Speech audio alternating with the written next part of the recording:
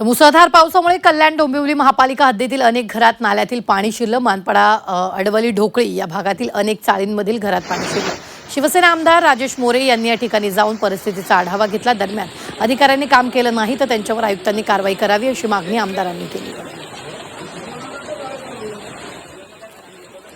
गटार न साफ झाल्यामुळे या परिसरात पाण्याचा साठा मोठ्या प्रमाणात निर्माण झाला आणि तातडीने याच्यावर अंमलबजावणी कारवाई झाली पाहिजे असं मी आयुक्तांना सांगितलेलं आहे। आणि जर याच्यात महापालिका ढिसाळपणे काम करत असेल तर आयुक्तांनाही सक्त सांगितलं की जे अधिकारी जे कामगार कोणी काम करत असेल, ढिसाळ काम करत असेल तर त्यांच्यावर कडक कारवाई केली जाईल। कारण हा नागरिकांचा प्रश्न आहे, लोकांच्या घरात पाणी गेलेलं आहे आणि तो लोकांना त्रास होऊ नये याच्यासाठी दक्षता घ्यावी अशी आयुक्तांना आम्ही सक्त सांगितलेलं आहे।